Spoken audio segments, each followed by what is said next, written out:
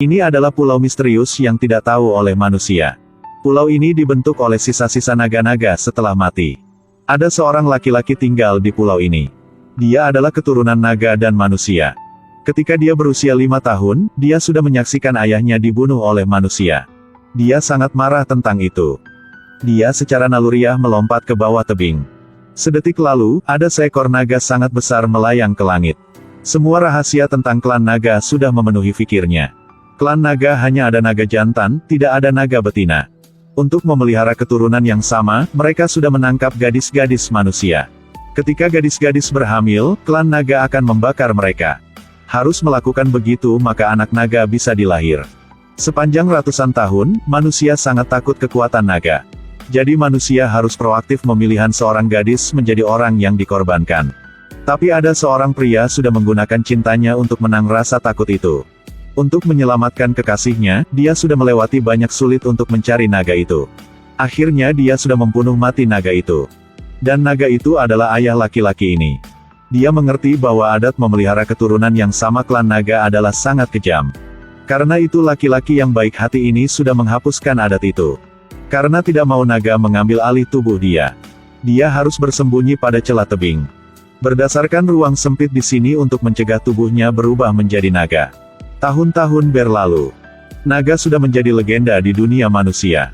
Adat pengorbanan yang kejam itu juga telah menjadi upacara pernikahan manusia saat ini. Pada hari itu, putri siap menikah dengan keturunan pembunuh naga. Semua orang di seluruh negeri memberkati kepada mereka. Tunangan sang ini berpikir klan naga telah terbinasa.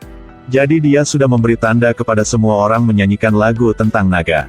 Untuk rindu tentang sejarah hitam ditindas oleh naga. Bersama dengan suara nyanyian, angin tiba-tiba bertiup sangat kencang. Naga ada di Lengenda kembali muncul lagi.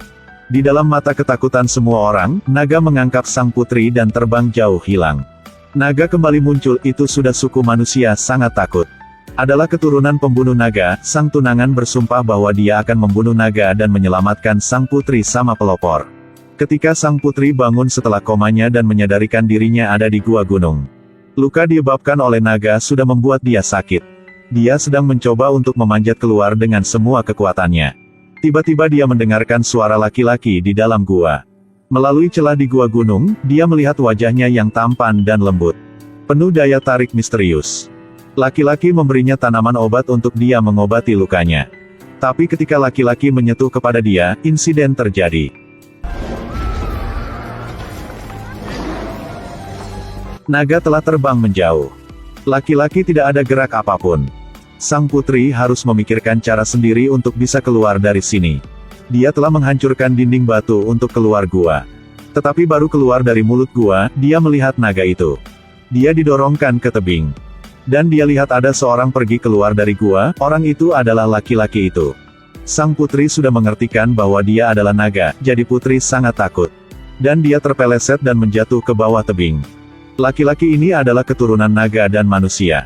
Untuk melindungi putri, dia sudah berubah menjadi naga dan melompat ke bawah tebing. Sang putri diselamatkan. Dan laki-laki terluka parah. Sang putri ingin mengambil kesempatan ini untuk membunuh naga ini. Tetapi karena naga sudah menyelamatkan hidupnya maka dia tidak bisa. Setelah ragu-ragu sebentar, dia sudah menariknya ke atas.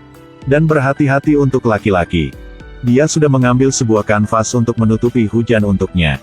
Dan dia yang lembut menyanyi untuk mengantarkannya tidur. Putri harap bahwa kapan dia sembuh maka dia akan mengantarnya kembali ke rumah.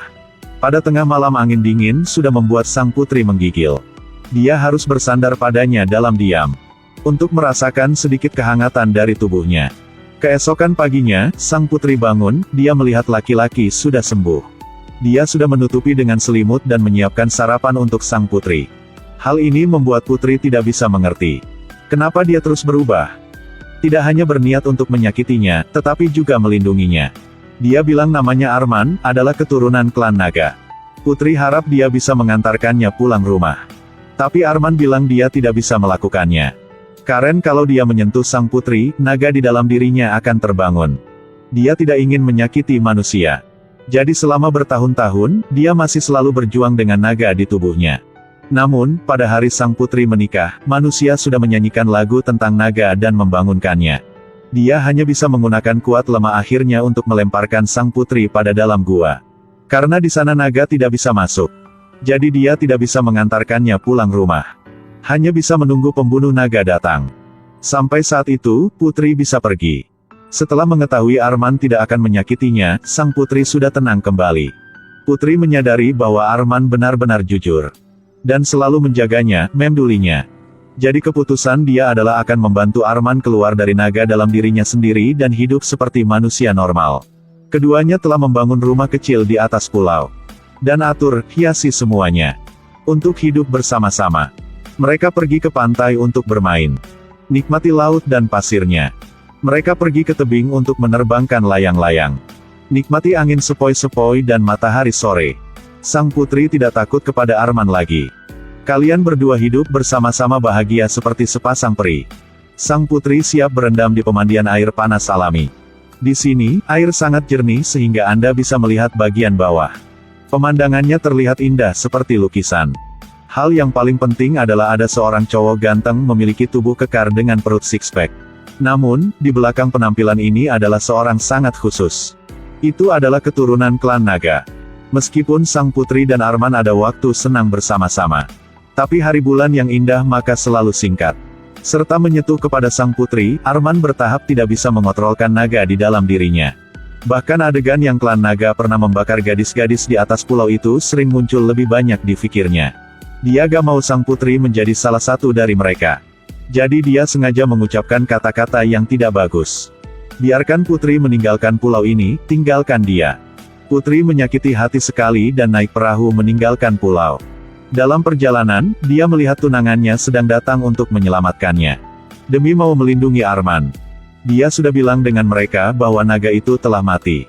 Mereka kembali ke kerajaan dan melanjutkan upacara pernikahan. Saat itu, Arman gak ada putri di sampingnya, dia sangat sedih. Sehari tidak ada putri lebih panjang daripada setahun. Dia sangat membenci identitas klan naga dirinya sendiri. Jadi dia ingin membunuh dirinya sendiri. Sebelum pernikahan, kakek sang putri menyuruhnya harus tinggal bersama dengan orang yang dicintainya. Harus dengarkan hati. Hanya perlu ada cinta maka semuanya bisa. Sang putri lihat naga kertas di tangannya. Itu tidak pernah diterbang sebelumnya. Tapi sekarang melambung terbang tinggi. Di dalam mata yang harapan dari semua orang, sang putri memakai gaun upacara. Berbaring di kapal sekali lagi. Upacara pernikahan resmi dimulai. Tunangannya ada di seberang sungai sedang menarik perahu ke arahnya dengan tali. Tapi dia tidak merasa bahagia. Putri tahu bahwa dia tidak harus orang yang dicintainya. Sang putri tiba-tiba duduk. Akhirnya dia tidak bisa membohongi dirinya sendiri lagi. Dia sudah jatuh cintai naga itu. Tunangannya bingung, sang putri membukakan hijab putih. Semua orang membicarakannya. Tunangan sangat marah dan menarikan perahu ke arahnya lebih cepat. Tapi sang putri melepaskan tali keluar dari perahu.